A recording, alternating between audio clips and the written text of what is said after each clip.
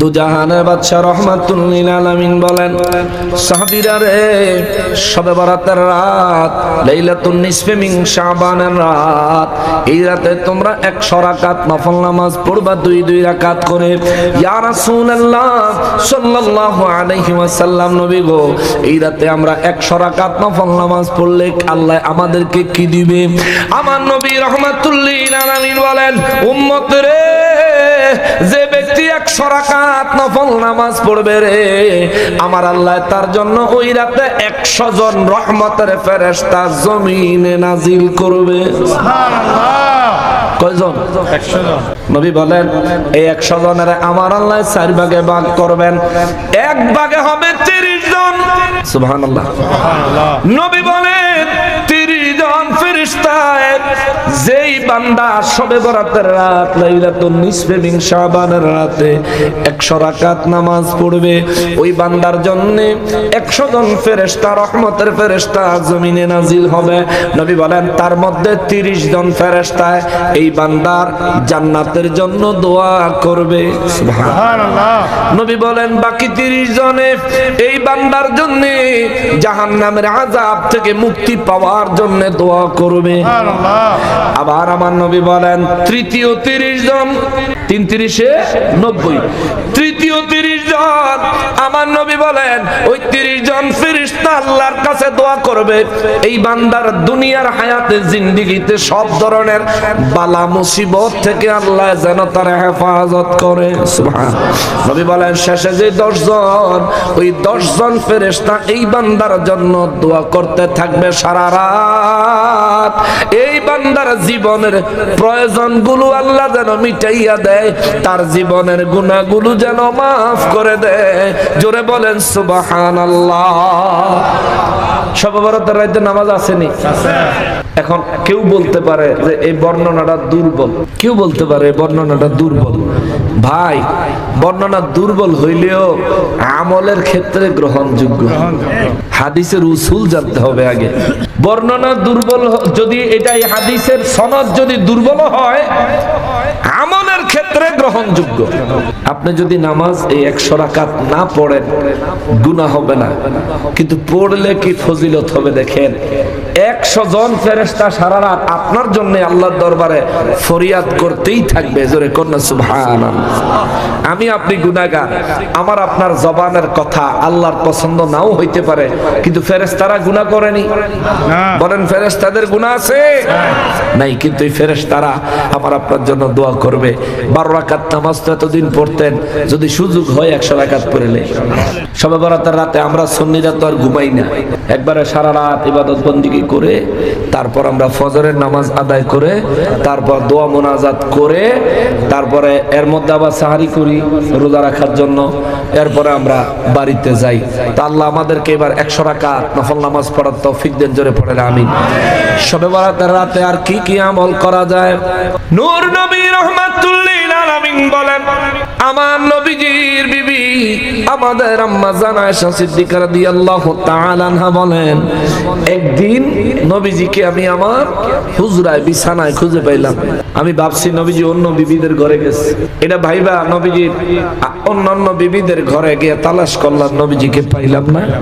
পরে ভাবলাম যে গভীর রাতে উম্মতের মায়া নবীজির যখনই মনে উঠে জান্নাতুল বাকিতে চলে যায়, আমার নবী উম্মতের জন্য দোয়া করে, কবর জিয়ারত করে। জোরে সুবহানাল্লাহ। আম্মা জান বলেন, কারো ঘরেই যখন পাইলাম না, তখন চলে গেলাম জান্নাতুল বাকির দিকে। যায়া দেখি রে, পূর্ণিমার চাঁদের চাইতে সুন্দর রহমাতুল লিল আলামিন জান্নাতুল বাকিতে আল্লাহর দরবারে 2টা হাত বাড়ায়া জোর জোর করে 2 চক্ষু মোবারকের পানি মোবারক ছেড়ে ছেড়ে কাঁদতেছেন। জোরে কন্যা সুবহানাল্লাহ। নবীজি দোয়া করতেছেন উম্মতের জন্য। আমিও নবীজির পিছনে কিছুক্ষণ দোয়ায় অংশগ্রহণ করলাম। পরে যখন মনে হইল মোনাজাত তো মনে শেষ হয়ে যাবে, এই ধারণা যখন আসলো, তখন আমি পিছন থেকে দৌড়াইয়া আমার হুজরায় চলে আসলাম। জোরে কন্যা সুবহানাল্লাহ। সাখারাতের বিছানাতে কি যে যন্ত্রণা, 7 সাগরের পানি দিলেও তৃষ্ণা মিটে না। সাখারাতের বিছানাতে কি যে যন্ত্রণা, সাত সাগরের পানি দিলেও তৃষ্ণা মিটে না।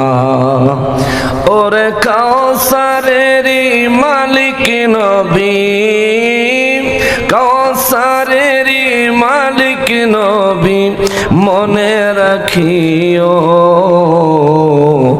ভালো যদি বাসতে হয় নবীকেই বাসো। আল্লাহুম্মা সাল্লি আলা সাইয়্যিদিনা মুহাম্মদ ওয়া আলা, বালিকার একটা দেওয়া যায় না, মাওলানা তৌফিক দিও গো আল্লাহ, গুনাহ হইতে বাঁচিবার আমল করিতে দিও, সুন্নত নবী মুস্তাফার। আল্লাহুম্মা সাল্লি আলা মাওলানা মুহাম্মদ ওয়া আলা সাইয়্যিদিনা সালাতুন ইয়া রাসূলুল্লাহ আলাইকুম সালামুন ইয়া, সালাতুন ইয়া রাসূলুল্লাহ আলাইকুম সালামুন ইয়া, বুলালো ইয়া রাসূলুল্লাহ বুলালো,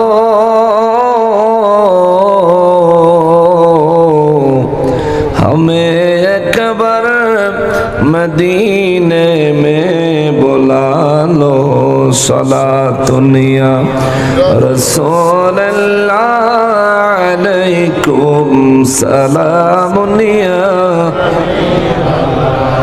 सलातुन या रसूलल्लाह सलामुन या, मरहबा या रसूलल्लाह मरहबा, रहमतल लिल आलमीन मरहबा, सलातुन या रसूलल्लाह सलामुन या, सलातुन या रसूलल्लाह सलामुन या। اللهم صل وسلم وبارك عليه وآله وأصحابه وأزواجه وأولياء ملته وعلماء أهل سنته أجمعين. السلام عليكم ورحمة الله وبركاته. সম্মানিত হাজরিন, আমি আলোচনা করার নিয়তে কালামে হাকিম থেকে সূরা আনকাবুতের 56 এবং 57 নাম্বার, 58 59 নাম্বার অর্থাৎ চারখানা আয়াত কারিমা তেলাওয়াত করেছি। সূরা আনকাবুত কোরআনুল কারীমের 29 নম্বর সূরা। মহান রব্বুল ইজ্জাত এই সূরার 56 নম্বর আয়াতে কারিমায় কিছু কথা বান্দাদেরকে উদ্দেশ্য করে বলেছেন। আল্লাহ বলেন, বিসমিল্লাহির রহমানির রহিম, يا عبادي الذين آمنوا إن أرضي واسعة فإياي فاعبدون। আওয়াজ করে পড়েন সুবহানাল্লাহ।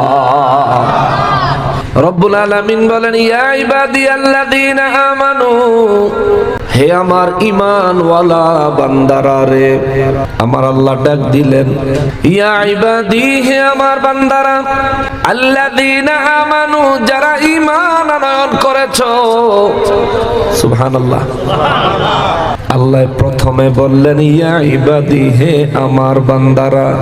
শুধুমাত্র আল্লাহর বান্দা যদি আমার আল্লাহ বলতেন, পরে আল্লাযীনা আমানু শব্দটা যদি আল্লাহ উল্লেখ না করতেন, তাইলে ইয়া ইবাদি বান্দার ভিতরে হিন্দু ঢুকতো, খ্রিস্টান ঢুকতো, ইহুদি ঢুকতো, নাসারা ঢুকতো, কাফের ঢুকতো, বেঈমান ঢুকতো, এমনকি নাস্তিকেরাও ঢুকে যাইতো। কেননা আমরা যেমনি ভাবে আল্লাহর বান্দা, ইহুদি, খ্রিস্টান, কাফের, বেঈমান, হিন্দু, অন্যান্য প্রত্যেকেই কার বান্দা? কার কার কার? রব্বুল আলামিন আয়াতে কারিমা শুরুতে ইয়া ইবাদি বলে ডাক দিলেন, হে আমার বান্দারা রে। কিন্তু আল্লাহ হিন্দু, বৌদ্ধ, খ্রিস্টান, ইহুদি, কাফের, বেঈমান, মুনাফিকদেরকে রাখে নাই। বান্দাদেরকে ডাক দিয়ে আমার আল্লাহ বান্দাদেরকে আলাদা করে ফেলেছেন। আল্লাহ বলেন আল্লাযীনা আমানু, যারা ঈমান আনয়ন করেছো। এ বাগিচা মসজিদ এলাকার মানুষ, আমাদের ঈমান আসেনি? জোরে বলেন আসেনি? মজবুত না দুর্বল? আওয়াজই কয় দুর্বল। মজবুত না দুর্বল? আল্লাহ মজবুত ঈমানের মালিক বানান। জোরে বলেন আমিন। আল্লাহ ঈমানের দুর্বলতাগুলি দূর করে দেন। জোরে বলেন আমিন। আল্লাহ নবীর প্রেম দিয়ে ঈমানকে খাঁটি করে দেন। জোরে বলেন আমিন। মুসলমানের আরে, আমার পেয়ারা নবীর উম্মতের আরে, নবীর প্রেমের কত দাম। নবীজির সাহাবীরা নবীজির প্রেমকে কতটা গুরুত্ব দিতেন। একটা ওয়াকিয়া মনে পড়লো। আমার নবীজির একজন সাহাবী ছিলেন। এই সাহাবী শুধু আমার নবীর দরবারে বসে থাকতেন। নবীজি রাহমাতুল লিল আলামিনের দপ্তরে সকালবেলায় ফজরের নামাজের পর থেকে আরম্ভ করে রাত্রে এশার নামাজ পর্যন্ত মানুষেরা দলে দলে আমার নবীর দরবারে আসতো। মানুষগুলি এসে আমার নবীর কাছে নিজেদের সমস্যাগুলি বর্ণনা করত। আমার নবী সকাল থেকে ধরে সারাদিন পর্যন্ত মানুষের সমস্যাগুলোর সমাধান দিতেন। এ বাবা, যদি একটা জায়গায় ফজর থেকে ধরে সারাদিন, সারা রাত, সারাদিন এশার নামাজ পর্যন্ত আপনি যদি একটা জায়গায় বসে মানুষের বিভিন্ন সমস্যার সমাধান দিতে থাকেন, একটা সময় কি ব্রেনে ক্লান্তি আসবে না? ক্লান্তি আসবে না? শরীরের মধ্যে একটা ক্লান্তি চলে আসে মাঝে মাঝে, ব্রেনের মধ্যে একটা ক্লান্তি চলে আসে মাঝে মাঝে। কিন্তু দু জাহানের বাদশাহ রাহমাতুল লিল আলামিন ছিলেন এমন রে, সারাদিন যাবৎ শুনতেন, একটু বিরক্ত হইতেন না। সুবহানাল্লাহ। নবীজির ওই পাগল সাহাবী আমার নবী রাহমাতুল লিল আলামিনের পাশে বসে থাকতেন। সে ফাঁকে ফাঁকে আমার নবী প্রায় 1 ঘন্টা, 1.5 ঘন্টা, 2 ঘন্টা মানুষের সাথে কথা বলতে থাকলে হঠাৎ করে ফাঁকে দিয়া সে একটা মজার কথা কইতো। সুবহানাল্লাহ। নবীজি কথা বলতেছেন, এই ফাঁকে দিয়া সে একটা মজার কথা বলতো। মজার কথা বলার কারণে আমার নবী রাহমাতুল লিল আলামিন একটু মুস্কি হাসতেন।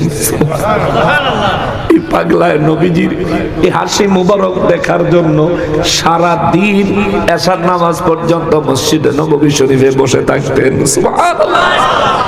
এই বেচারা দ্বারা অনেক ভুল হইতো। ওই যে নবীজির কথা বলতেছে, মাঝখানে কথা বলে ফেলতো। এই জন্য কয়দিন পর পরই তারা শাস্তি দেওয়া হইতো।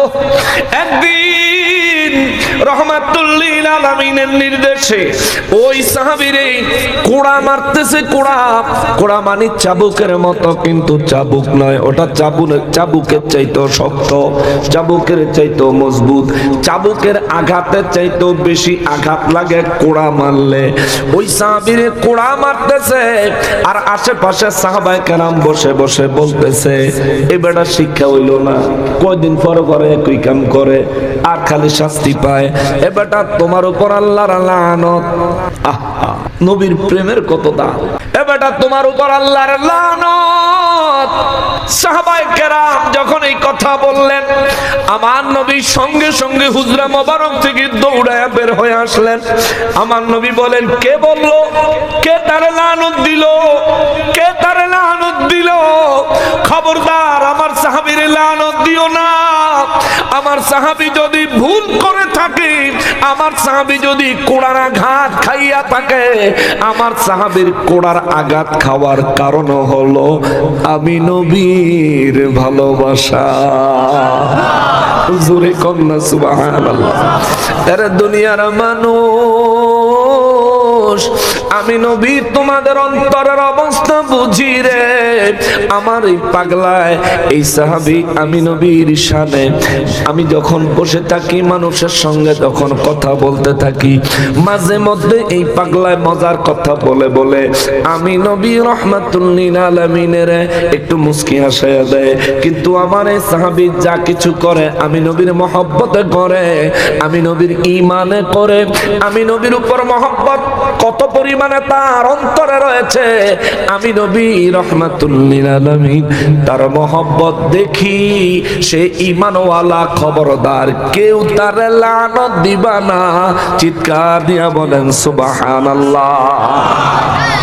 সাহাবী অনেক মজার ছিলেন, একেবারে গরিব ছিলেন, এক পয়সাও ছিল না তার। মদিনা মুনাওয়ারায় মধুর দোকানে যায়, মদিনা মুনাওয়ারায় পনিরের দোকানে যায়, পনির চিনেন তো না, দুধ দিয়ে হয়, পনিরের দোকানে মধুর দোকানে যায়, মধু আর পনির লই আইতো বাকি। বাকি খাওয়াই না, আছে না এই এলাকায় আসেনি? বাকি খাইয়া পরে বেটা দোকানদারের চিনে না। দোকানদারে তার কাছে যখন পাওনা টাকা চায়, মনে হয় ব্যাংকের লোনও সে এমনি খোঁজে না, এত নত ইয়া খোঁজন লাগে, ঠিক না? এই সাহাবী মদিনা মুনাওয়ারায় মধুর দোকানে যায়, পনিরের দোকানে যায়, মধু আর পনির লইছে। দোকানদার কয় পয়সা দাও, কয় এখন আমার কাছে পয়সা নাই, পরে দিব। মধু আর পনির দোকান থেকে বাকি আইনা নবীজির দরবারে আইসা নবীজির দিয়া দিছে। সুবহানাল্লাহ। হুজুর আপনার জন্য হাদিয়া আনছি। নিজেই কিন্তু কাঙ্গাল, নিজেই কিন্তু কাঙ্গাল। আমার নবীর দরবারে মধু আর হলো পনির নিয়ে আসছে। আমার নবী রাহমাতুল লিল আলামিন নিজে খেলেন, উপস্থিত যারা ছিল তাদেরকে খাওয়ালেন। 2-3 দিন পরে যখন মধুর দোকানদারে দেখছে, মিয়া টাকা দাও না কেন? কদি মনে নাই তো, টাকা হইলে দিয়ে দেব। মধুর দোকানদারে কয় বেটা তুমি নিছো, দিয়া দিবা, পয়সা এখনো দিলা না। কয় দিয়া দিব, দিয়ে দিব, পয়সা হইলেই দিয়ে দিব, অন্ত পয়সা নাই। হে বেটা তুমি মধু নিয়ে পয়সা হইলে দিয়ে দিবা, এখন তুমি আমার মধুর পয়সা দিবা। এই সাহাবী দৌড় দিছে, দোকানদার অফিস দৌড়ে দিছে। সুবহানাল্লাহ। দোকানদারে দৌড়াইছে, হে বেটা দৌড় দিতে দিতে গিয়া নবীজির সামনে গিয়ে হাজির হইছে। জোরে কর না সুবহানাল্লাহ। ইয়া রাসূলুল্লাহ, নবী গো দোকানদার আমারে দৌড়ায়। নবীজি কয় কেন? দোকানদারে কয় হুজুর তে আমাতে মধু নিছে, পনির নিছে, তে আমারে পয়সা দে না। এখন তারে পয়সা লেগে কইছে, তে দৌড় দিছে। এখন কয় কি তুমি মধু আর পনির নিছো? কয় জি হুজুর নিছি। দাও। কয় বাকি? কয় জি হুজুর বাকি নিছি। কয় তাইলে লোকের পয়সা দাও। হুজুর পয়সা দিব কইতে, আমার কাছে তো পয়সা নাই। সুবহানাল্লাহ কর না। নবীজি কয় তুমি মধু আর পনির আনছো, পয়সা দিবা না? কয় হুজুর আনছি তো আপনার লাগবে। হইছে সুবহানাল্লাহ কর না। হুজুর আনছি তো আপনার জন্যই। নবীজি বলেন আমার জন্য আনছো কবে? কয় যে হুজুর ওই যে দিন সবারে ভাগযোগ করে দিলেন। হ্যাঁ ভাগলা। পরে নবীজি নিজেই আবার ওই মধু এবং পনিরের মূল্য দিয়েছেন। জোরে কর না সুবহানাল্লাহ। মুসলমানের এই ঘটনাটা, ওয়াকিয়াটা তুলে আনলাম এই কারণে, ইহুদিরা লা ইলাহা ইল্লাল্লাহ মানে, কিন্তু তাদের ঈমান আসেনি। খ্রিস্টানেরা লা ইলাহা ইল্লাল্লাহ মানে, কিন্তু তাদের ঈমান আসেনি। না না না, ইহুদি খ্রিস্টানের লা ইলাহা ইল্লাল্লাহ ঠিক আছে, তবুও তাদের ঈমান নাই।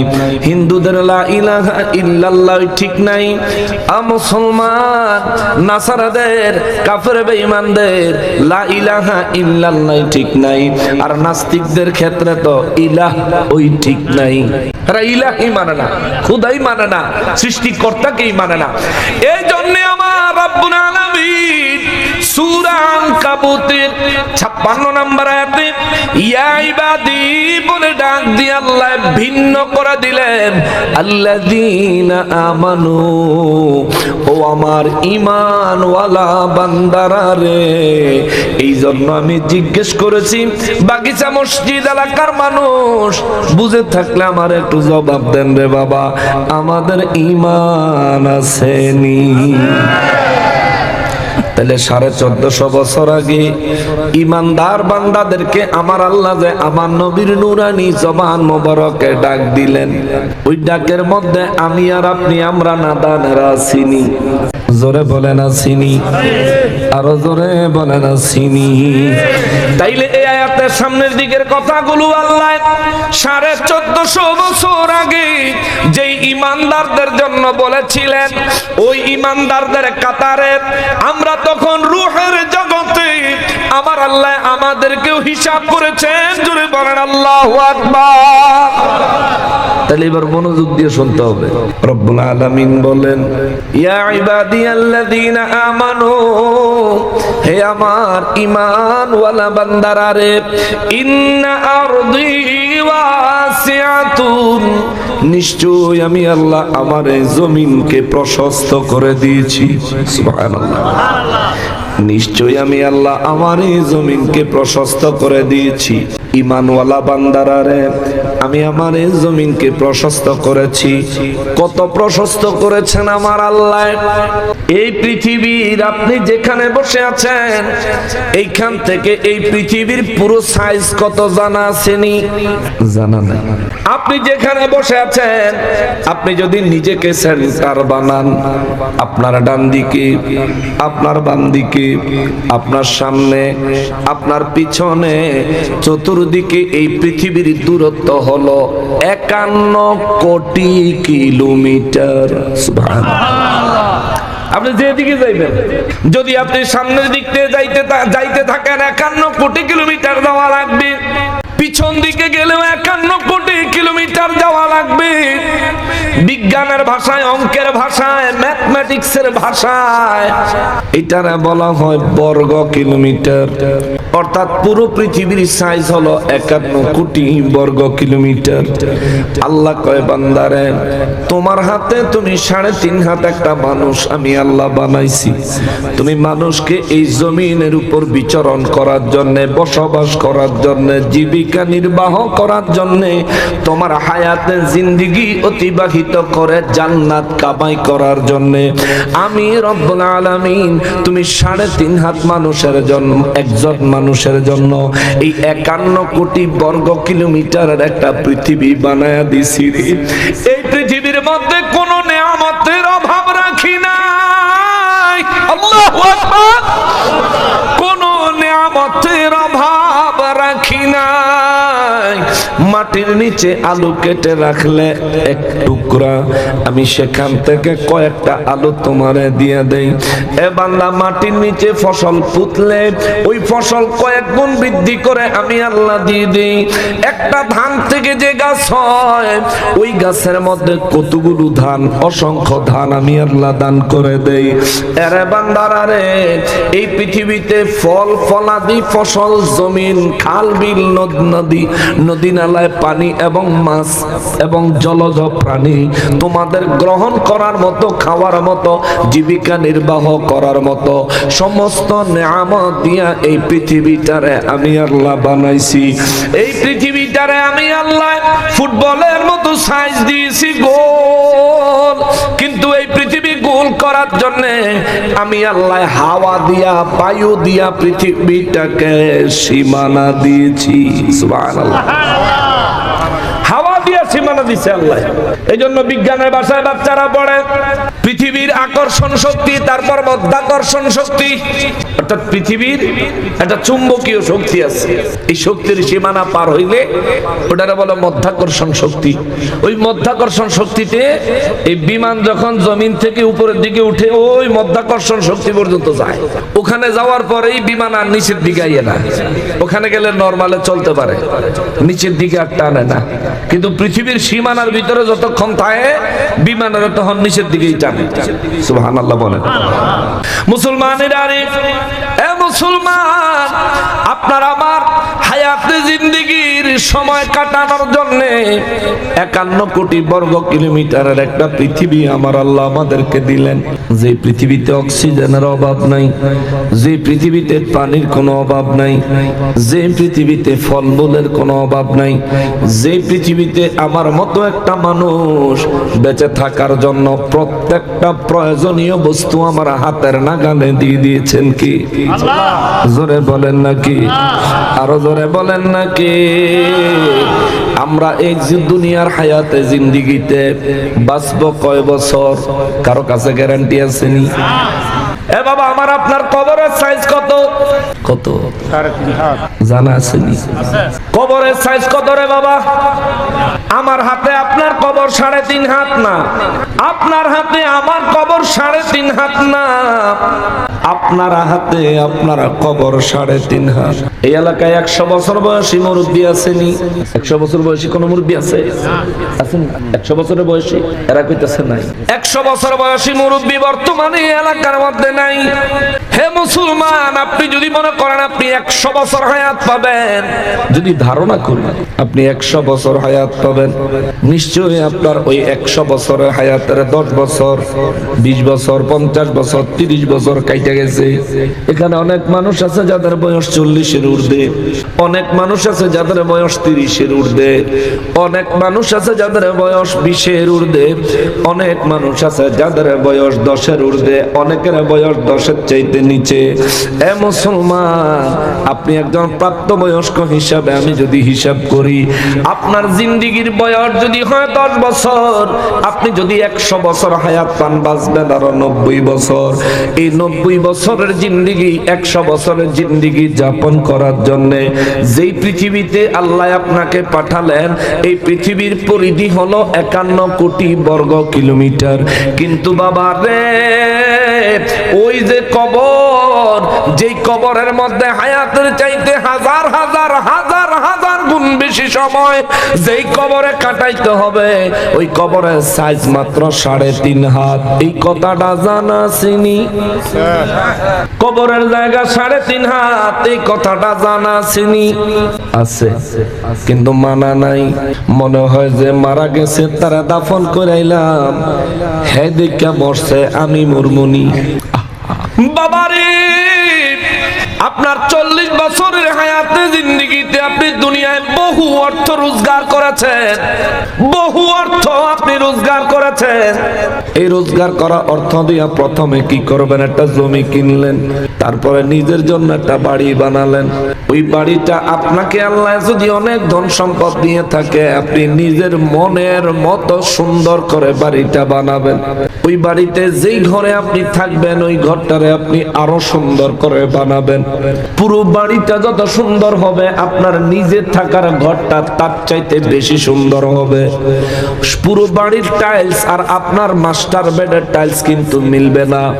পুরো বাড়ির ফার্নিচার আর আপনার রুমের আপনার মাস্টার বেডের ফার্নিচার কিন্তু মিলবে না। আপনার মাস্টার বেডের ফার্নিচার লাগবে চিটাগং সেগুন বা বার্মাটিক সেগুন কাঠের, অনেক সুন্দর ফিনিশিং ওয়ালা, ডিজাইন ওয়ালা লাগবে। এর মুসলমান, যদি আপনি 100 বছর হায়াত পান, ধরে নিলাম আপনি 40 বছরের জিন্দেগি কামাই দিয়া আপনি একটা ঘর বানাইলেন, ওই ঘরে আপনি থাকার জন্য একটা রুম সাজাইলেন। ওই রুমে আপনি 40 বছর বয়সে যদি তৈরি করেন, 100 বছর যদি হায়াত পান, আপনি ওই রুমে থাকবেন কত বছর? জোরে কোন? 60 বছর। যদি 100 বছর বাঁচেন তাইলে সেনা 60 বছর, যদি 100 বছর না বাঁচেন তাইলে তো আরো কমে যাবে। আমি এই কথাটা তুলে ধরলাম এই কারণে রে বাবা, 60 বছর বসবাস করার জন্য এত সুন্দর করে বাড়ি বানাইলেন, আর যেই কবরে হাজার হাজার বছর থাকা লাগবে, ওই কবর সাজাইছেন। নিজের ঘর সাজানোর জন্য কত দামি কাঠের ফার্নিচার করেছেন, নিজের বিছানাটা কত দামি ম্যাট্রেস দিয়া লাগাইছেন, কত দামি তোষক দিয়া লাগাইছেন। ওরে শিমুল তুলার বালিশ না হলে আপনার আরাম হয় না, ঘুম হয় না। ফাইবারের বালিশ না হলে আপনার আরাম হয় না, ঘুম হয় না। কিন্তু ওই যে কবর, যেখানে হায়াতে জিন্দেগি চাইতে হাজার হাজার গুণ বেশি সময় যে কবরের মধ্যে আপনাকে থাকতে হবে, ওই কবরে কোনো বিছানা নাই রে। এই জন্য আমার নবী রাহমাতুল লিল আলামিনের সাহাবী হযরত আবু হুরায়রা রাদিয়াল্লাহু তাআলা আনহু বর্ণনা করেন, ইমাম জালালউদ্দিন সুয়ুতী রাহমাতুল্লাহি আলাইহি শরহ সুদূর কিতাবের মধ্যে উল্লেখ করেন, আমার নবী বলেছেন, তুমি মারা গেলে তোমার যে জায়গায় কবর হবে তুমি জানো না তোমাকে কোন জায়গায় কবরস্থ করা হবে, কিন্তু এই দুনিয়ার জমিন জানে কোন জায়গায় তোমার কবর হবে। আমার কবরটা কোন জায়গায় হবে আমি জানি না, কিন্তু নবী বলেন এই জমিন জানে। নবী বলেন জমিনটা দৈনিক তোমার কবরের জায়গাটা তোমারে দৈনিক 5 বার ডাকে। আল্লাহু আকবার। দৈনিক 5 বার তোমারে তোমার কবরের জায়গাটা ডাকে। আমার নবী রাহমাতুল লিল আলামিন বলেন, প্রথমে কবরে ডাক দিয়া বলে, নাম ধরে ডাক দেয়, বাবার নাম ধরে ডাক দেয়। আপনার নাম কি? আপনার আব্বার নাম কি? মরহুম নোয়ামিয়া। ওনারে ডাক দিব, এ নোয়ামিয়ার ছেলে নুরুল আলম। আরবিতে জমিন ডাক দিবে, ইয়া নুরুল আলম ইবনে নোয়ামিয়া। ডাক দিয়ে আমার নবী হাদিসের ভাষায় বলেন, প্রত্যেক দিন 5 বার কবর ডাকে। প্রথমবার ডাক দিয়া বলে, আমি একটা অন্ধকার ঘর, আমার ভিতরে আলো জ্বালানোর ব্যবস্থা করে আইসো। জোরে কোন সুবহানাল্লাহ। আপনার ঘরে বিদ্যুৎ আছে, আইপিএস এর লাইন আছে, সৌর বিদ্যুতের কানেকশন আছে, চার্জ লাইটও আছে, মোমবাতিও আছে, কিন্তু নবী বলেন কবর ডাক দিয়া বলে, আমি একটা অন্ধকার ঘর, আমার ভিতরে আসার আগে আলোর ব্যবস্থা করে আইসো। নবী বলেন দ্বিতীয়বার কবর আবার নাম ধরে ডাক দেয় আর বলে, মোহব্বতে বলেন, আল্লাহুম্মা সাল্লি আলা সাইয়্যিদিনা মুহাম্মদ ওয়া আলা আলি সাইয়্যিদিনা। দেরি ছিল তোমার? মোহব্বতে বলি, আল্লাহুম্মা সাল্লি সাইয়্যিদিনা মাওলানা মুহাম্মদ ওয়া আলা আলি সাইয়্যিদিনা মুহাম্মদ। বলতেছিলাম ইমাম জালালউদ্দিন সুয়ুতী রাহমাতুল্লাহি আলাইহি শরহুস সুদূর কিতাবে হযরত আবু হুরায়রা রাদিয়াল্লাহু তাআলা আনহু থেকে হাদিস মুবারক বর্ণনা করেন, নবী রাহমাতুল লিল আলামিন বলেছেন, কবর প্রথমে ডাক দিয়া বলে, আমি একটা অন্ধকার ঘর, আমার ভিতরে আলো জ্বালানোর ব্যবস্থা নিয়ে আইসো। সাহাবায়ে কেরাম জিজ্ঞেস করলেন, নবী গো, ও রাহমাতুল লিল আলামিন, কবরের মধ্যে কোন আলোর ব্যবস্থা করে যেতে হবে? আমার নবী বলেন, ওই আলোর নাম হলো ঈমান। জোরে কোন সুবহানাল্লাহ। আমাদের ঈমান মজবুত আসেনি, খালি নামাজ পড়ি না আর কি, এই খালি নামাজ পড়ি না, আমরা ঈমান খুব মজবুত। এই যে সূরা আনকাবুত থেকে আলোচনা করছি, এই সূরা আনকাবুতের 1 নাম্বার আয়াতে আমার আল্লাহ কয়, মানুষ কি মনে করে? কে বলে? আল্লাহ। আল্লাহ বলেন, নবী গো, দুনিয়ার মানুষগুলাকে বলেন মানুষ কি মনে করে? ঈমান আনছি বললেই তাকে বুঝি ছেড়ে দেওয়া হবে? আল্লাহ বলতেছেন, আপনি ঈমানওয়ালা নামের আগে মোহাম্মদ, ওজনে কম দেন, জবানে মিথ্যা বলেন, জবানে অন্যরে গালি দেন, আপনার হাত দিয়ে অন্যের জমি জোর করে ভোগ দখল করেন, গরিব মিসকিন অসহায় পাইলে আপনি সুযোগ পাইলেই ঠকাইয়া দেন। আহারে মুসলমান, কেন করলেন এমন জিনিস? এমন কাজ কেন করলেন? এমন একটা পরিস্থিতি কেন তৈরি করলেন? আরে আরেকজনের ঠকাইছেন, ওই বেটা ঠকে নাই, ঠকছেন আপনি। ওই বেটা তো দুনিয়ায় সামান্য অস্থায়ী বস্তু ঠকছে, কিন্তু আপনি এমন একদিনের জন্য ঠকছেন যেই দিন এই লোক আপনারে ব্যারিকেড দিলে আর জান্নাতে যেতে পারবেন না, ঠিক কিনা? মুসলমানের, এই জন্য আমি বলতেছিলাম রে বাবাজি, 60 বছরের জিন্দেগি যাপন করার জন্য নিজে থাকার ঘর এত সুন্দর ব্যবস্থা করলেন, হায়াতের চাইতে হাজার হাজার গুণ বেশি যেই কবরে থাকতে হবে ওই কবর সাজাইছেন নি? কবরের অন্ধকার দূর করার মতো ঈমান আপনার অন্তরে আসেনি? চিন্তা করে দেখেন, হিসাব মিলাইয়া দেখেন। প্রশ্ন করতে পারেন, হুজুর কবরে আমাদেরকে কতদিন থাকতে হবে? সাহাবায়ে কেরাম আমার নবী রাহমাতুল্লিল আলামিনকে প্রশ্ন করলেন, নবী গো কবরে আমাদেরকে কতদিন থাকতে হবে? আমার নবী বলেন কিয়ামত পর্যন্ত থাকতে হবে। ইয়া রাসূলুল্লাহ কবরের মধ্যে কি হবে? আমার নবী বলেন কবর কারো জন্য জান্নাতের বাগান, কারো জন্য জাহান্নামের গর্ত। ওরে 3.5 হাত মাটির ঘর, কারো আপন কারো পর, কারো হবে ফুলেরই বাগান, কারো বা হবে জাহান্নাম। কঠিন আযাব হবে সেদিন না চিনিলে নবী, কঠিন আযাব হবে সেই দিন না চিনিলে নবী। ওই কবরে যেতে হবে, থাকবে না কেউ সাথী। ওই কবরে যেতে হবে, থাকবে না কেউ সাথী। ঠিক কিনা? সাহাবায়ে কেরাম জিজ্ঞেস করলেন, নবী গো, ও নবী কবরের মধ্যে আযাব হবে, কবরের মধ্যে জান্নাতি পরিবেশ হবে? আমার নবী বললেন হ্যাঁ। হুজুর কবরের আর কি পরিস্থিতি হবে? আমার নবী বলেন কবরে মানুষকে রাখলে কবর মানুষকে একটা চাপ দিবে। মুমিন হইলেও চাপ দিব, মুনাফিক হইলেও চাপ দিব, কাফের হলেও চাপ দিব, নাস্তিক হলেও চাপ দিব, গুনাহগার হইলেও চাপ দিব, নেককার হইলেও চাপ দিব। সাহাবায়ে কেরাম বলেন হুজুর চাপটা কেমন হবে?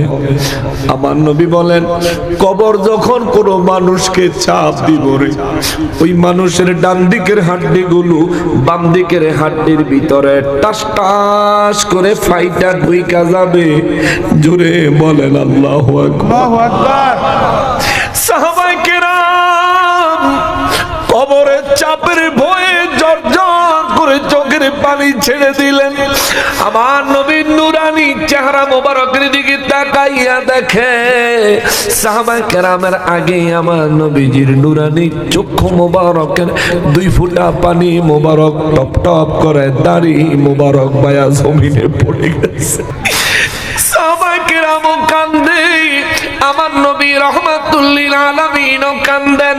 জিবরাইল আমিনকে আল্লাহ পাঠাইলো, জিবরাইল আমার হাবিবের দিলের ব্যথা কিরে আমারে বলতে বল। সুবহানাল্লাহ। হে জিবরাইল আমার হাবিবের দিলের ব্যথা আমাকে বলতে বলো। জিবরাইল আমিন যায় কয় নবী গো আপনি কান্দেন কেন? আমার নবী কয় আমার মুমিন উম্মতেরও কবর যদি এমনে চাপ দেয়, আরে আমার উম্মতেরও কবর যদি এমনে চাপ দেয়, আমার উম্মত কেমনে সহ্য করবো রে জিবরাইল? উম্মতের ওই ব্যথার কথা চিন্তা করে আমি আর নিজেরে ধরে রাখতে পারি না। আমার নবীর ইন্তেকাল মোবারকের সময়েও হায় হায় নবীজির মুখ মোবারকের উপরে আজরাইল যখন হাত রাখলো জান মোবারক কবজা করার জন্য, আমার নবী কষ্টে, আমার নবী যন্ত্রণায়, আমার নবী বলে আজরাইল রে আর একটু সহজে কি মউত দেওয়া যায় না? আজরাইল কয় নবী গো আল্লাহ তামাম সৃষ্টির মধ্যে আপনি নবীর জন্য সবচাইতে সহজ ইন্তেকাল আমার আল্লাহ নির্ধারণ করেছেন। সুবহানাল্লাহ। নবী এই ইন্তেকাল অবস্থায় রূহ বের করবেন, রূহ মোবারক বের করবেন। এই সময় আমার নবী কয় আজরাইল আমার জন্য বুঝি সহজ মউত? কয় জি ইয়া রাসূলুল্লাহ আপনার জন্য সহজ মউত। আমার নবী কয় আমার উম্মতের মউত কেমন হবে? কয় হুজুর আরো কষ্টের, এর চাইতো কষ্টের। আজরাইল আলাইহিস সালাম বলেন নবী গো হা হা হা, এর চাইতো অনেক বেশি কষ্টের। আমার নবী রহমাতুল লিল আলামিন ইন্তেকাল মোবারকের বিছানায় থাইকা দিল থেকে হাত দিয়া ডাক দিয়া কয় আজরাইল, আমার তামাম উম্মতের মউতে যা কষ্ট হবে রে, সমস্ত কষ্টগুলি আমি নবীর মুখ মোবারকে চাপা দে, আমার উম্মতের মউতে কষ্ট দিবি না। আল্লাহু আকবার। ওই মায়ার নবী, দয়ার নবী, রহমাতুল লিল আলামিন আমার নবীজি কান্না মোবারক দেখি রব্বুল ইজ্জত জিবরাইল আমিনের কয় জিবরাইল রে যা আমার হাবিবুল্লাহ রে জিজ্ঞেস কর তার মনে কি ব্যথা। আমার নবী কয় আমার উম্মত কবরে কেমনে কষ্ট সইব, কবর যদি চাপ দেয় আমার উম্মত কেমনে সইব, এই চিন্তায় আমি কান্দি। জিবরাইল আমিন আল্লাহর দরবারে সিদরাতুল মুনতাহায় যায় কয় মালিক, কবরের চাপের ভয়ে আপনার হাবিবুল্লাহ কান্দে, আপনার হাবিবুল্লাহর উম্মতের কবরে চাপ দিলে আপনার হাবিবুল্লাহর উম্মত কষ্ট পাবে। রব্বুল ইজ্জত কয় জিবরাইল আমার হাবিবুল্লাহরে জিজ্ঞাসা কর তার উম্মতের সাথে কি আচরণ করলে আমার হাবিব খুশি হবে আমারে জানাইতে বলো।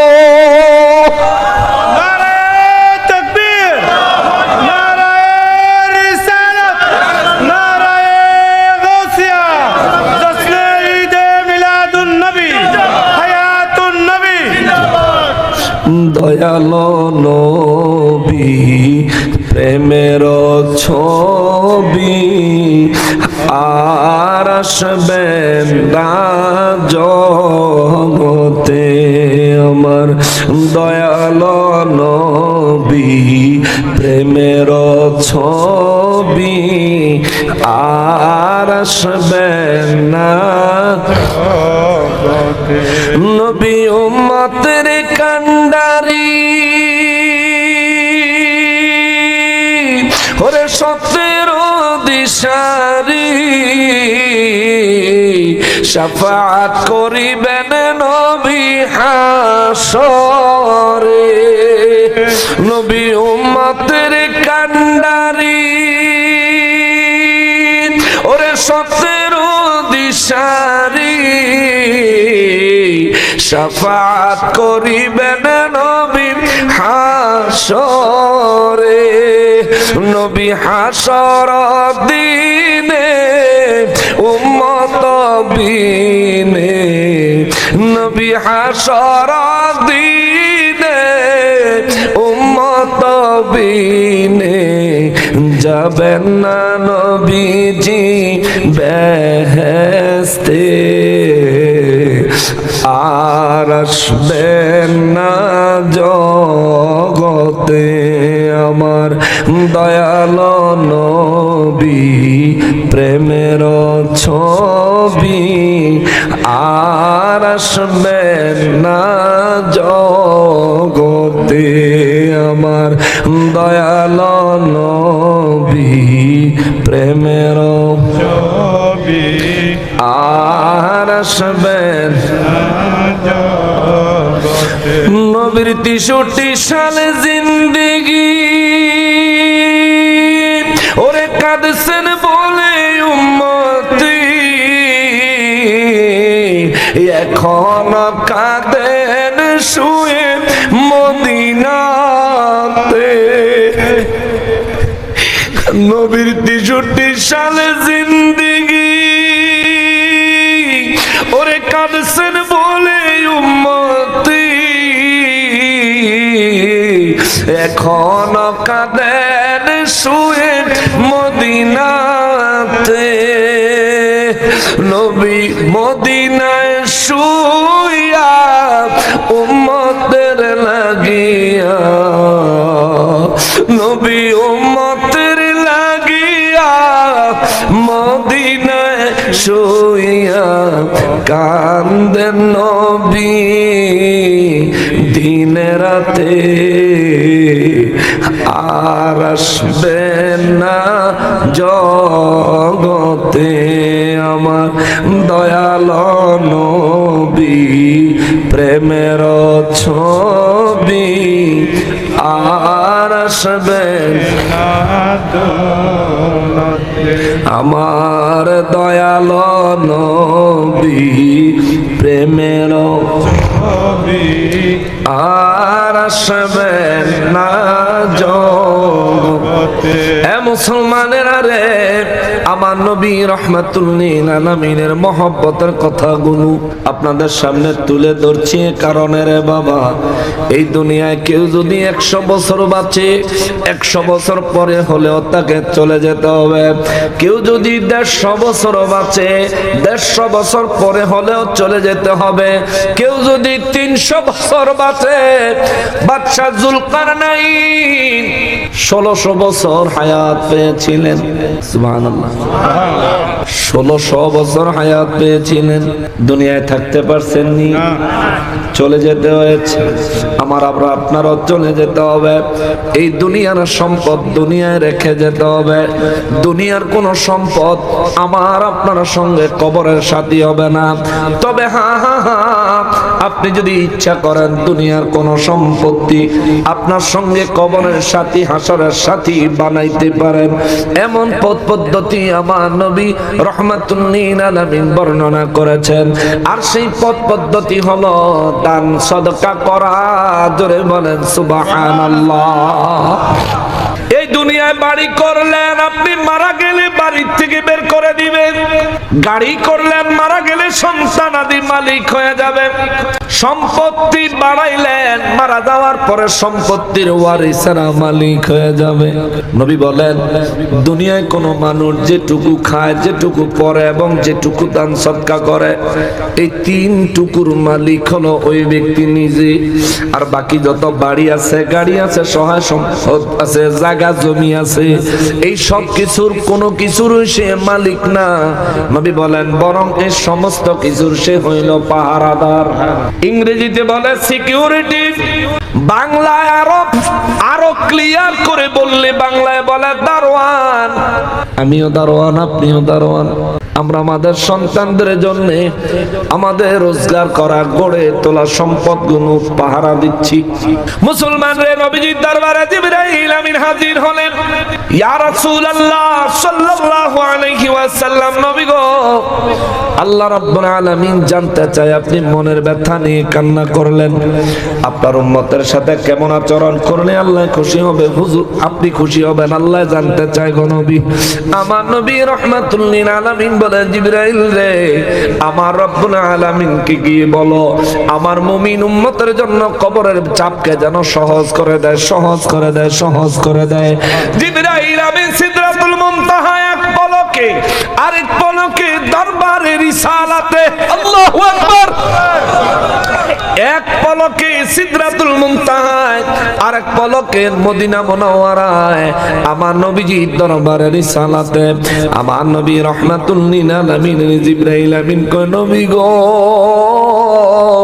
ও দয়াল নবীজি, রব্বুল ইজ্জাত ওয়াদা দিয়েছেন আপনার উম্মতের মধ্যে যারা মুমিন হবে, যারা ঈমানওয়ালা হবে, তাদেরকে কবর যখন চাপ দিবে গো নবী, মা নিজের সন্তানকে বুকে জড়াইয়া আদর করার জন্য যেই রকম চাপ দেয়, যেই চাপে বাচ্চা ব্যথা পায় না, কষ্ট পায় না, এই রকম এর চাইতে আরো সহজ ভাবে আপনার উম্মতের মধ্যে যারা মুমিন হবে, কবর তাদেরকে চাপ দিবে, তারা টেরও পাবে না।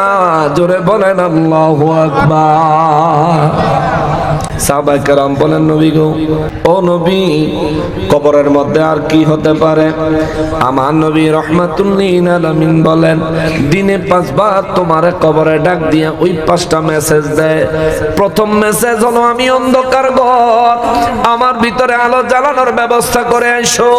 দ্বিতীয়বার কবরে ডাক দিয়া কয়, ও আল্লাহর বান্দারে, এরে অমুকের পুত্র অমুক, এ অমুকের পুত্র অমুক, আমি কবর, আমি এমন একটা ঘর তোমার জন্য অপেক্ষা করতেছি, আমার ভিতরে কোনো বিছানার ব্যবস্থা নাই রে, তুমি তোমার বিছানার ব্যবস্থা করে কবরে আইসো।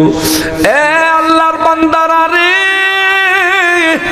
আমি কবরের পরিস্থিতিটা তুলে ধরছি এই কারণে, আমার আল্লাহ বললেন ইন্না আরদি ওয়াসিআতুন, নিশ্চয়ই আমি আল্লাহ এই জমিনকে প্রশস্ত করে দিয়েছি।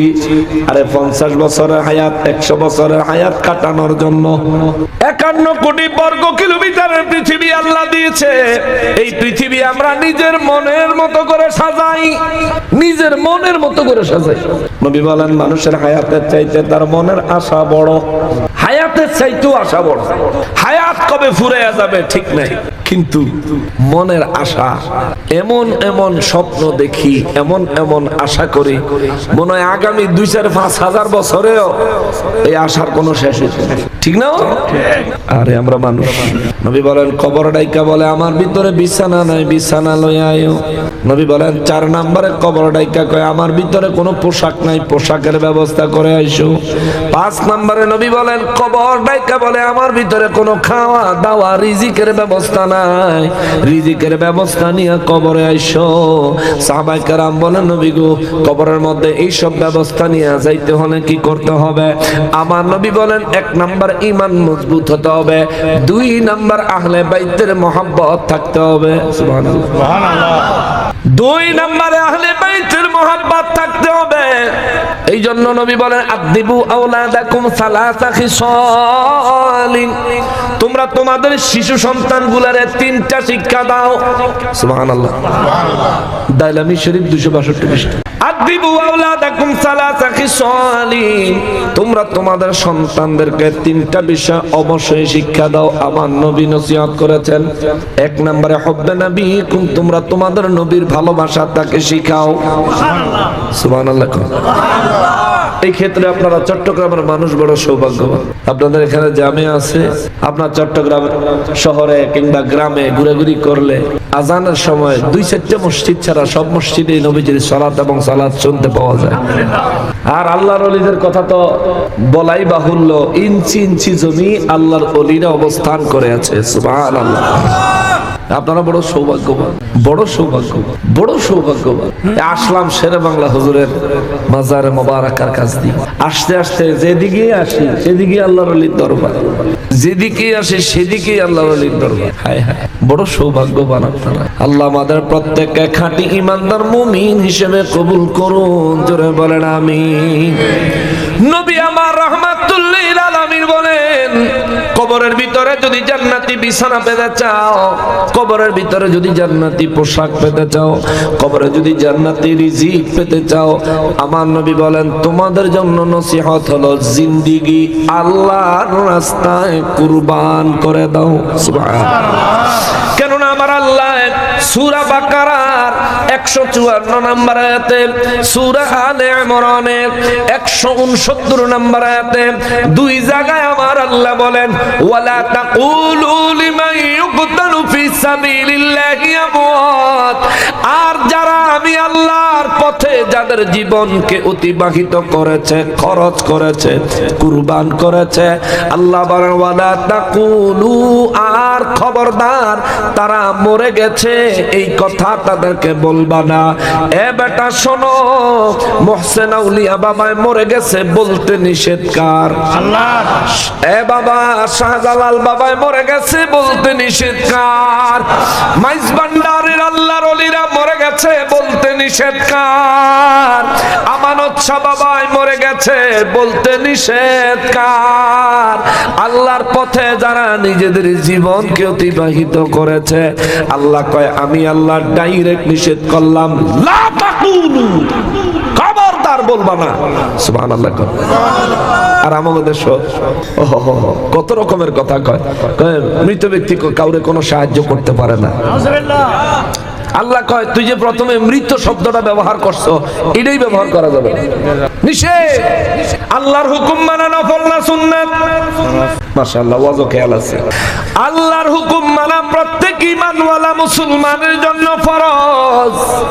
আল্লাহ নিষেধ করছে তারা মরে গেছে বলতে, সুতরাং তারা মরে গেছে এই কথা না বলা ফরজ।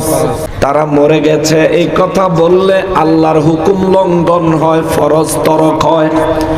নামাজ পড়ো আল্লাহর হুকুম, নামাজ পড়লে আল্লাহর হুকুম ফরজ আদায় হয়। নামাজ ছাড়লে আল্লাহর হুকুম লঙ্ঘন হয়, ফরজ তরকের গুনাহগার হয়। এ মুসলমানেরই ঠিক একই ভাবে যে ব্যক্তি আল্লাহর ওলিরা মরে গেছে এই ধরনের শব্দ ব্যবহার করে, মনে রাখবেন একবার বললে আল্লাহর একটা ফরজ তরক করলো, দুইবার বললে দুইটা ফরজ তরক করলো, তিনবার বললে তিনটা ফরজ তরক করলো। আর সারা জীবন যদি হেগরে মরাই কয়া যায় এই বেয়াদফে, এই আহাম্মকে, এই বেয়াকুফে সারা জীবন আল্লাহর ফরজ তরক করে, আল্লাহর জান্নাত নিশ্চয়ই হারাইছে। এই জন্য নির্বাচনের ভোটের বিনিময়ে জান্নাতের টিকিট বিছরাইতাছে। আল্লাহর জান্নাত হারাই লাইছে তো দলের জান্নাতের টিকিট বিছরাই ভোট দিয়া। ভোট দিলে বেলে 18 কোটি মানুষের নামাজের সওয়াব বেলে পাইব। বাংলাদেশের 18 কোটি মানুষের ভিতরে কি হিন্দুরা নাইও? হেরা কি নামাজ পড়েনি? হেগো নামাজের সওয়াব পাইব কইতে? হেরা পড়লে না, হেরা তো নামাজই পড়ে না। খ্রিস্টান আছে না, ইহুদি আছে না, বৌদ্ধ আছে না, এরা কি নামাজ পড়ে নাকি? কি একটা আজীব কথা। আল্লাহ হেদায়েত দেখ জোরে কোন আমি। কি জামানা আইলো রে বাবা, হ্যাঁ কি জামানা আইলো। আজকে দেখলাম আস্তে আস্তে ওই যে ফেসবুকে আমার গাড়ির মধ্যে আমাকে খাদেম সাহেবরা দেখাইলো, এক বেচারা কইতাছে হরে কৃষ্ণ হরি বল দাড়ি পাল্লা টেনে তো। তা আমি এবার গাড়ির মধ্যে কইলাম যে হিন্দুরা হরে কৃষ্ণ হরি বল কইয়া যে কান্ত উড়ায় টাইনা, এটা তো হইলো লাশ উড়ায় লইয়া যায় সীতা খোলা। আমি দাড়ি পাল্লা উড়াইয়া কি সীতা খোলাত লইয়া যাইতো?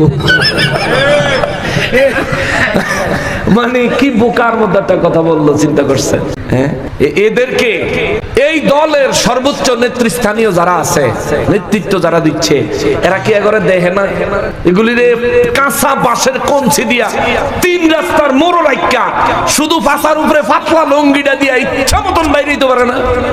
ঠিক কিনা বলেন? ফাজিলের দল ফিরাইয়া ফিরাইয়া তার ভাষাটা কিমা বানায় দেওয়া দরকার, যাতে 6 মাস বইতেও না পারে হইতেও না পারে। বেয়াদব কত বড়!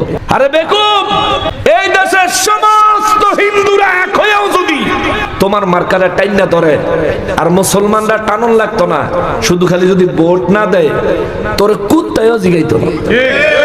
ভোট তো বহুত দূরের কথা, আর নেতা অন্ত বহুত দূরের কথা। এই দেশে 90% 95% হইলো মুসলমান। আরে মুসলমান উদ্দেশিত দেশ এইটা, তোরা গিয়া তেল মারতে আসত আরেক জায়গায়। হ্যাঁ, রোগ হইছে ফেট, ওষুধ নাও মাথা। আস্তাগফিরুল্লাহ আল আযীম। আফসোসের সঙ্গে বললাম কথাটা।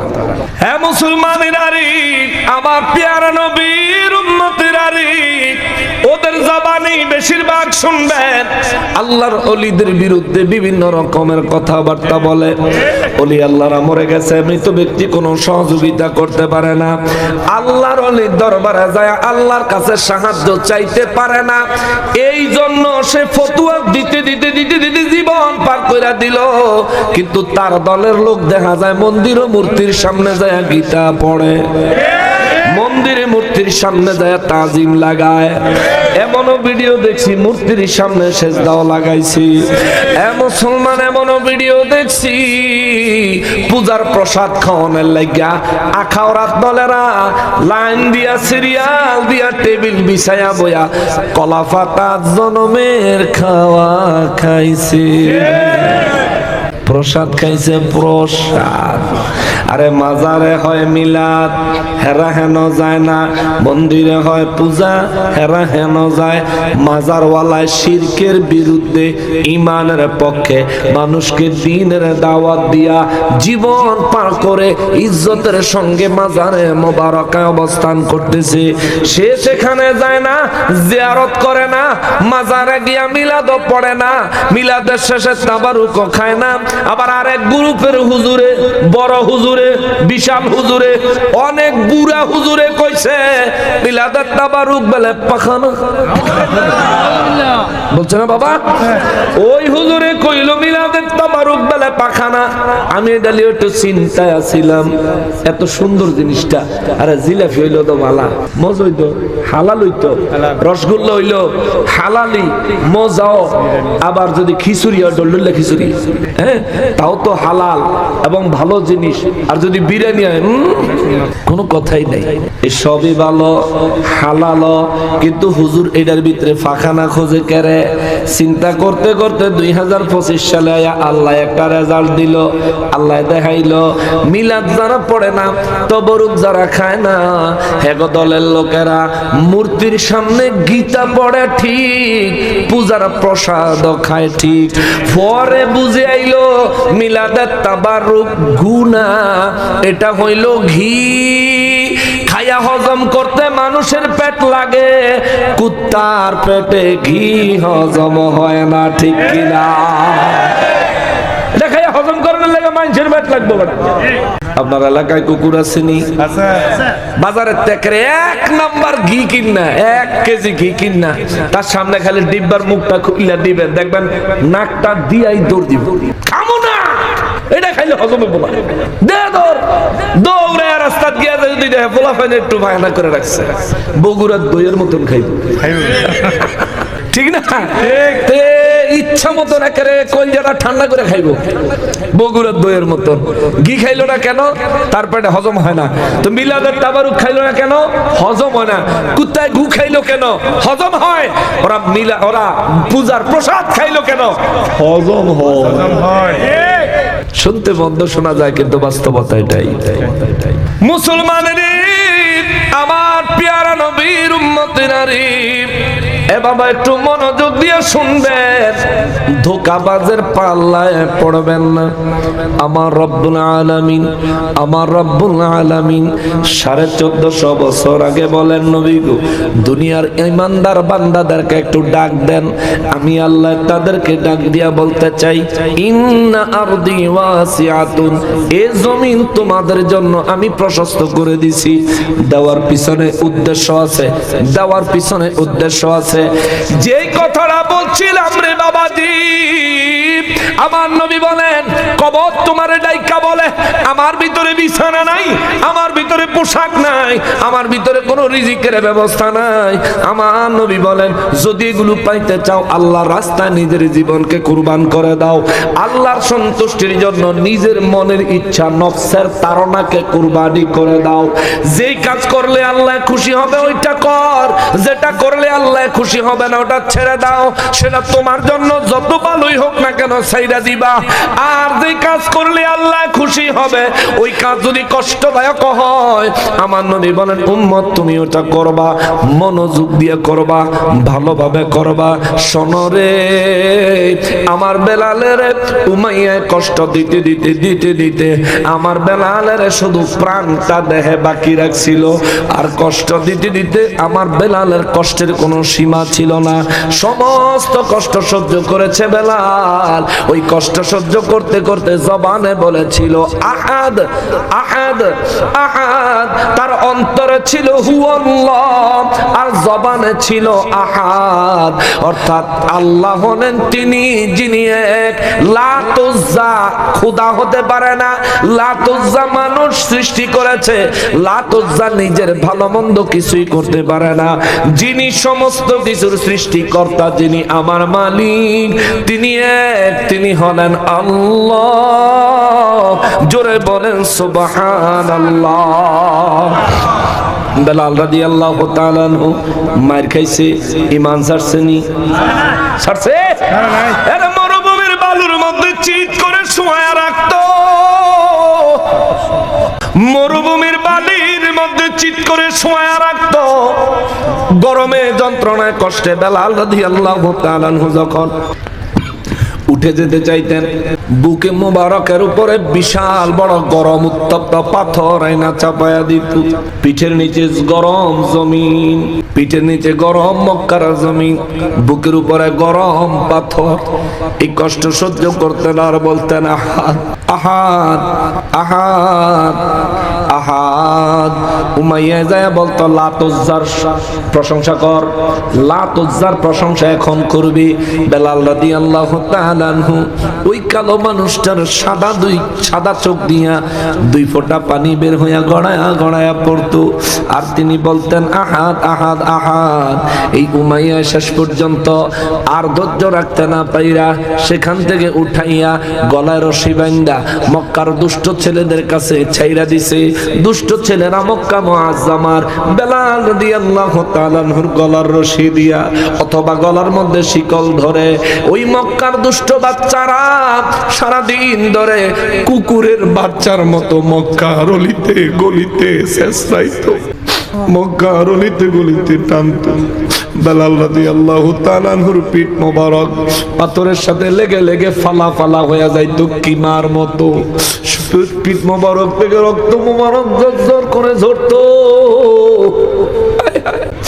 তবুও বেলাল রাদিয়াল্লাহু তাআলা আনহু কখনোই লাত উজ্জাকে খোদা মানে নাই। জবানে শুধু বলেছে আহাদ, অন্তরে বলেছে হুয়াল্লাহ, জবানে বলেছে আহাদ হুয়াল্লাহু আহাদ। বেলাল রাদিয়াল্লাহু তাআলা আনহু সারা দিন ধরে মক্কার অলিতে গলিতে লেসরাইয়া বিকাল বেলায় আবার বেলাল রাদিয়াল্লাহু তাআলা আনহু মক্কা এই উমাইয়ার কাছে বাড়ির সামনে এনে ফালায় দিয়ে যাইতো। সকালবেলা আবার বাচ্চারা টাইনা নিয়ে যাইতো। উমাইয়া তবুও যখন দেখলো আর ঠেকানো যায় না, অবশেষে উমাইয়া আগুনের জ্বলন্ত কয়লার ব্যবস্থা করে বেলাল রাদিয়াল্লাহু তাআলা আনহু জ্বলন্ত আগুনের কয়লার উপর দিয়ে হাঁটানোর ব্যবস্থা করলো। হাঁটায় আগুনের কয়লাগুলো পায়ের সাথে লাগলে মাত্র পায়ের গোড়ালিটা কাবাব হয়ে যায়। পোড়া গন্ধ, মানুষের গোশত পোড়া গন্ধ, জিন্দা জীবন্ত মানুষের গোশত পোড়া গন্ধ বের হয়। আর উমাইয়া কয় বেলাল রে, এখনো সময় আছে রে, মুহাম্মাদের ঈমান ত্যাগ করো, মুহাম্মাদের খোদাকে ত্যাগ করো। এখনো সময় আছে, তুমি যদি মুহাম্মাদের খোদাকে ত্যাগ করো আমি উমাইয়া তোমারে এখন এই যন্ত্রণা থেকে মুক্তি দিব। এখন আমি উমাইয়া তোমারে ডাক্তার দেখায়া, হেকিম দেখায়া, কবিরাজ দেখায়া চিকিৎসার ব্যবস্থা করব। বেলাল রাদিয়াল্লাহু তাআলা আনহু তার দিকে তাকায় একটা তাচ্ছিল্যের হাসি দিলেন। আল্লাহু আকবার। এটা তাচ্ছিল্যের হাসি দিয়া বুঝায়া দিলেন উমাইয়া রে, যদি এই পৃথিবী সারা লাগে পৃথিবী ছাইরা দিব, কিন্তু ঈমান সারা যাবে না। আল্লাহু আকবার, আল্লাহু আকবার, আল্লাহু আকবার।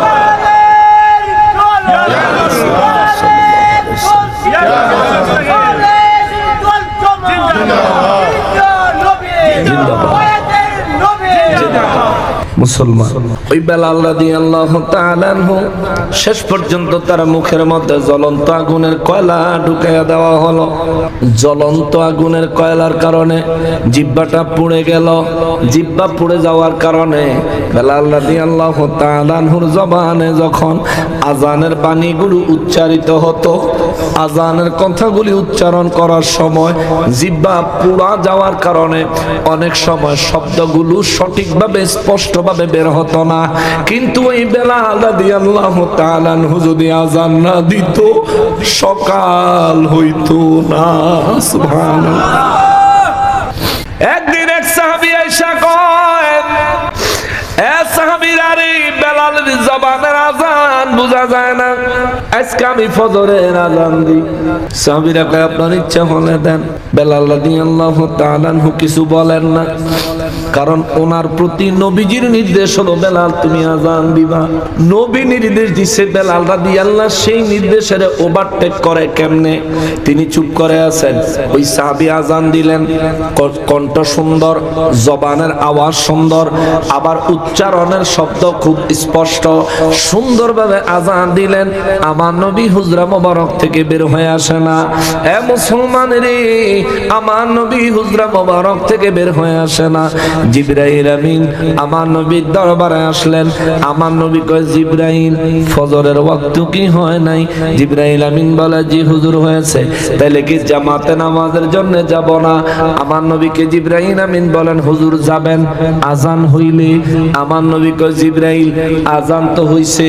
জিবরাইল আমিন কয়, নবী গো আল্লাহি, ওই আল্লাহর কসম, প্রত্যেক দিন আপনার বেলালের জবানে যখন আজানের ধ্বনি উচ্চারিত হয়, মক্কা মুআজ্জামার আজান, মদিনা মুনাওয়ারার আজানের আওয়াজ সিদরাতুল মুনতাহায় জান্নাতে আল্লাহর আরশে আজিমে পর্যন্ত শোনা যায়। সুবহানাল্লাহ। নবী গো, আজকে যদি বেলাল আজান দিত সিদরাতুল মুনতাহায় তাইকে অবশ্যই আজান শোনা যাইতো। আমি এসেছি খবর নিতে, আজান দেয় না কেন? আল্লাহর ফয়সালা হলো বেলাল যদি আজান না দেয় সকাল হবে না। সুবহানাল্লাহ। নবী বলেন, বেলাল আজান দিলা না কেন? কয়, হুজুর আমারে মাফ করে দেন। হুজুর সাহাবী রাসূল, তিনিও আপনারা সাহাবী, আমার ভাই, এসে আবদার করেছে আজান দিবে, আমি তারে দ্বিতীয় বলি নাই, নাও করি নাই। হুজুর মানা করি কেমনে? তিনি তো আল্লাহর রাসূলের সাহাবী। হুজুর আমি মানা করি কেমনে? আমি তো একটা গোলাম, আমি তো একটা গোলাম মাত্র। হুজুর আমি কেমনে মানা করি? আমি মানা করি না, আবার দিতেও বলি নাই, তিনি আজান দিছে। আমার নবী কয়, বেলাল রে, যা রে বেলাল যা, তুই আজান না দিলে আল্লাহ খবর পাঠাইছে সকাল হবে না। ওই বেলাল রাদিয়াল্লাহু তাআলা আনহুর মর্যাদা, বেলাল রাদিয়াল্লাহু তখনও হায়াতে। মেরাজের রাতে আমার নবী জান্নাতের ভিতরে বেলাল রাদিয়াল্লাহু তাআলা আনহুর কদমের আওয়াজ শুনলেন। সুবহানাল্লাহ। নবী কই, বেলাল রে বেলাল, মেরাজের রাতে জান্নাতের ভিতরে তুই বেলালের কদমের আওয়াজ শুনলাম রে বেলাল। আল্লাহ আমারে নিয়ে গেল বুরাক দিয়া। ও বেলাল তুই গেলি কেমনে? বেলাল রাদিয়াল্লাহু তাআলা আনহু কয়, নবী গো, মেরাজে যাওয়ার নতুন কোন যোগ্যতা আমার নাই গো নবী। ও নবী, আমি কেমনে যাব মেরাজে? এ তো কেবল আল্লাহর রাসূলকে আল্লাহ মর্যাদা দিছে। আমার নবী কয়, বেলাল রে, এ বেলাল, তাইলে তুমি সত্যি করে বলো, কি এমন আমল করো যেই আমলের কারণে জান্নাতে তোমার কদম ধ্বনি পাওয়া গেছে, তোমার পায়ের কদমের চলার শব্দ পাওয়া গেছে? বেলাল রাদিয়াল্লাহু তাআলা আনহু কয়, নবী গো, ও নবী, আমার মতন নাদানের গোলামের লজ্জা দিয়েন না গো নবী। আমি আর কি এমন আমল করি? তবে একটা কাজ করি, আপনাকে কখনো বলি নাই গো নবী। আমি যখনই ওযু করি 2 রাকাত তাহিয়াতুল ওযুর নামাজ আদায় করি, যখনই ওযু করি 2 রাকাত নফল নামাজ আদায় করি। আমার নবী কয়, বেলাল, ওই 2 রাকাত নামাজের নাম রাখলাম তাহিয়াতুল ওযু, ওযুর 2 রাকাত নামাজ।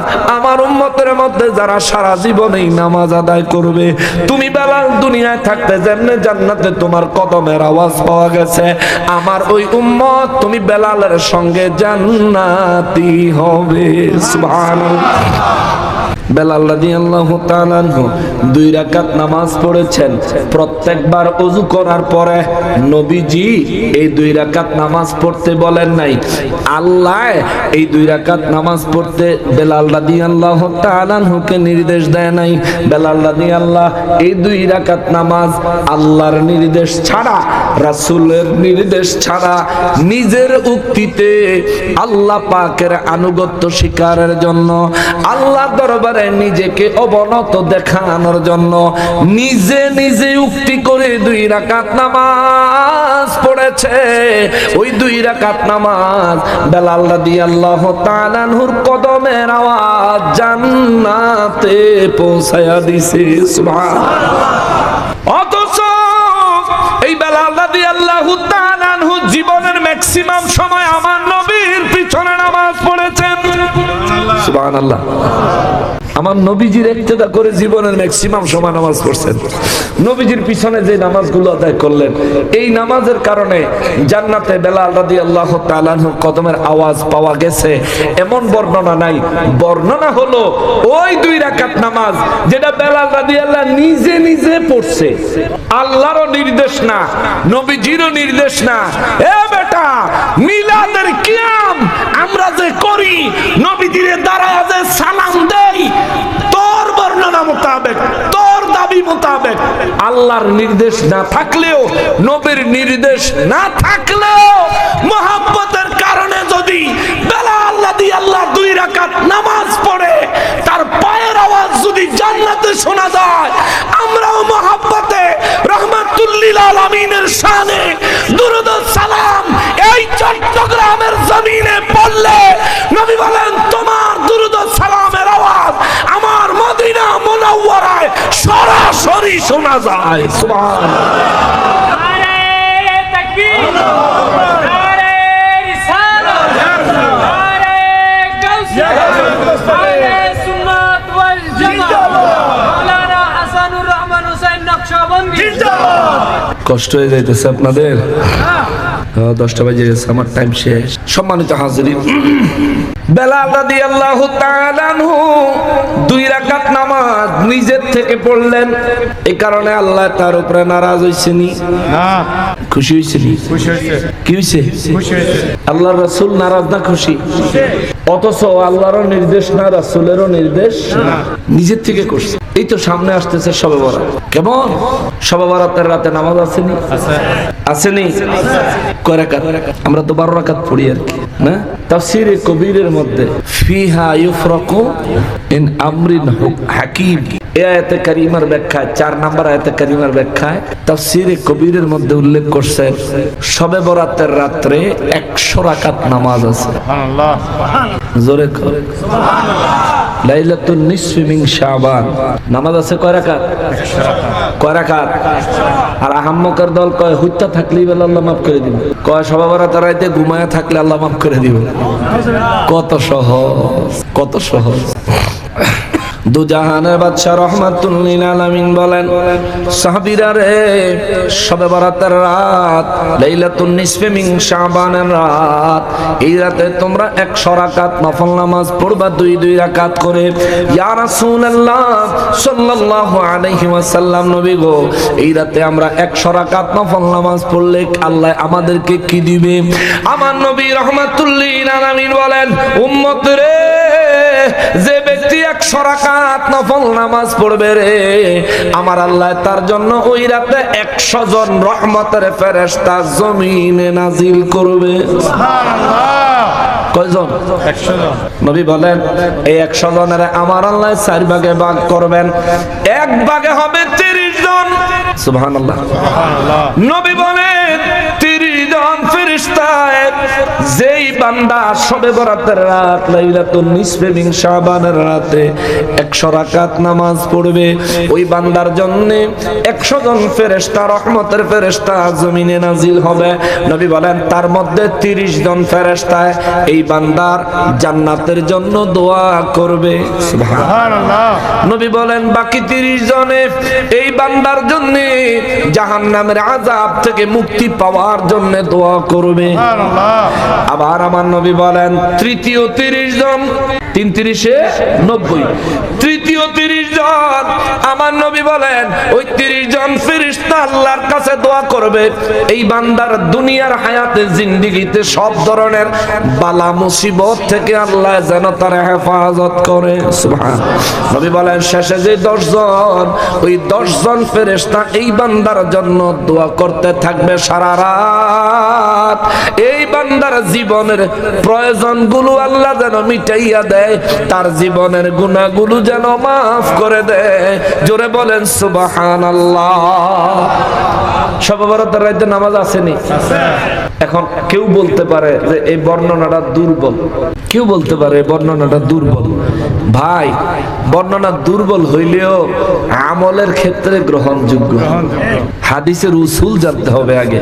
বর্ণনা দুর্বল যদি এটাই হাদিসের সনদ যদি দুর্বল হয়, আমলের ক্ষেত্রে গ্রহণযোগ্য।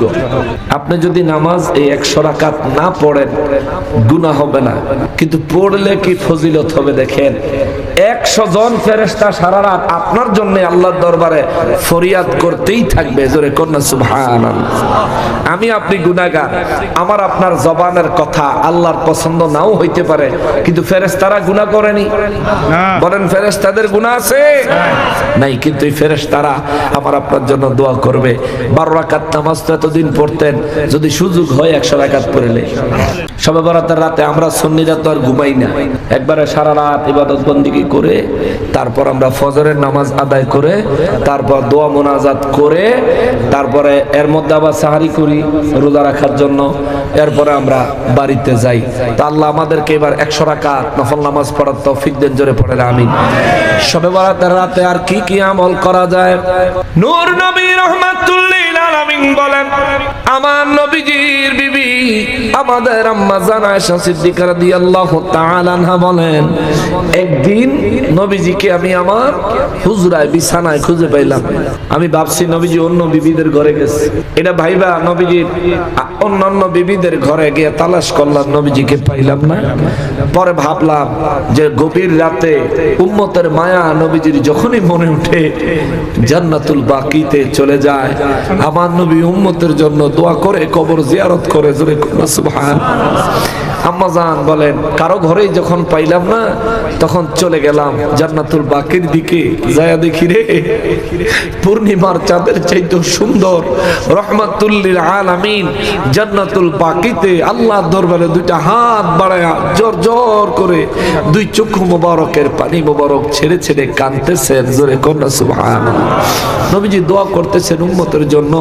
আমিও নবীজির পিছনে কিছুক্ষণ দোয়ায় অংশগ্রহণ করলাম। পরে যখন মনে হইল মোনাজাত তো মনে শেষ হয়ে যাবে, এই ধারণা যখন আসলো তখন আমি পিছন থেকে দৌড়াইয়া আমার হুজরায় চলে আসলাম। জোরে কন্যা সুবহানাল্লাহ।